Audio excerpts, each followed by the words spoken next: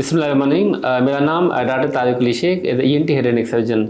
I am working as assistant professor in Sharif medical and dental college privately. I practice in Allah Gol Chakkar Saadan hospital Johar town. Question है कैसे कान की सफाई कैसे करें, क्योंकि माएँ अक्सर देखती हैं कि बच्चे को कान में वैक्स पड़ी होती है, सामने ब्राउनिश कलर की चीज़ें होती हैं, तो उसको निकालने की कोशिश करती हैं, चाहे वो हेयर पेन से, चाहे वो कॉटन बड से या फिंगर नेल से, किसी न किसी तरह उसको निकालने की कोशिश करती हैं।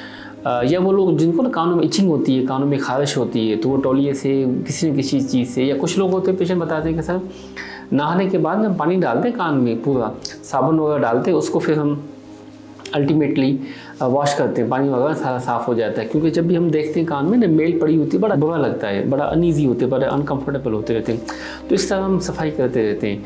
अच्छा, यही पेशेंट है कि वो फिर शाम को कुछ दिनों के बाद आते हैं कि सर कान में ना शदीद दर्द हो रहा है, कान ना मेरा ब्लॉकेज है, कानों में इचिंग हो रही है, कान में और उनका इवन कान को हाथ लगाया नहीं जाता। बच्चे वो चीखते रहते हैं, चिल्लाते रहते हैं, माएँ कंप्लेन करती रहती है सर बच्चे को क्या हो गया, मैंने तो नहीं थोड़ी सी वैक्स निकालने की कोशिश की, बच्चा चीख रहा है, चिल्ला रहा है। तो टेक होम मैसेज ये है कि कान में थोड़ी थोड़ी सी इचिंग होती है, खारिश होती रहती है, ये नेचुरल है, कोई बड़ी बात नहीं है। देखना होता है कि आखिर वो इचिंग खराश है क्यों।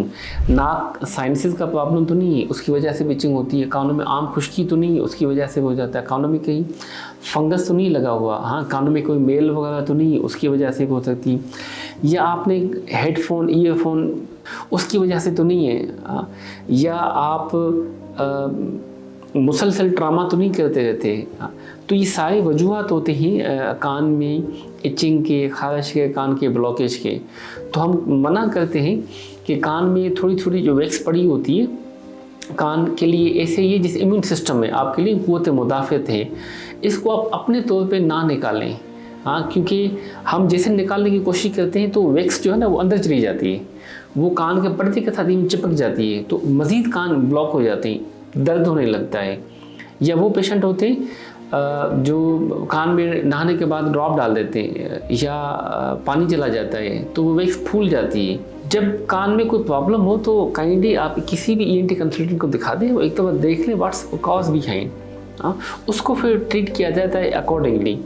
अपने तौर पे जब भी नहाना है तो हम कहते हैं कि कॉटन लेके उसका गोला बना के उसमें लिक्विड पैराफिन या वाइट पैटर्न जेली आती है या पॉलीफेक्स आती है, उसको लगा के निचोड़ के कान के अंदर रख लें।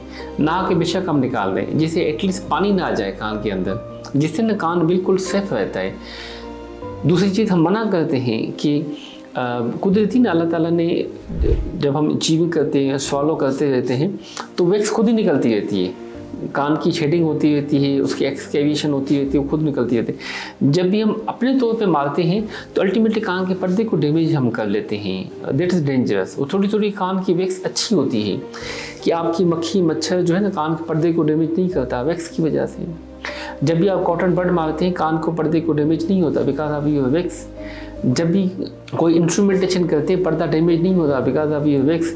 ठंडी गर्म हवा डायरेक्टली पर्दे को डैमेज नहीं करती बिकॉज ऑफ योर वैक्स।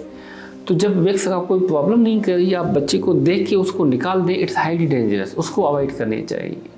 इनके साथ पानी चला गया, फूल गया, ब्लॉकेज हो गई, उस कंडीशन में आप दिखा के उसको फिर सॉफ्ट करके डिवैक्स करवा दें आप कंसल्टेंट से, मगर अपने तौर पे मना करते हैं, वो आप ना करें। तो काज को दिखा दें, then it should be treated accordingly. So it's all about कान की सफाई और उसके एहतियाती तदाबीर इन ट्रीटमेंट। अगर आपने किसी भी किस्म का ENT का इशूज़ है, हेड एंड नेक का कोई इशूज़ है, आपके मॉलेज के तौर पे आप बुक अपॉइंटमेंट करके मुझसे आप रब्ता कर सकते हैं।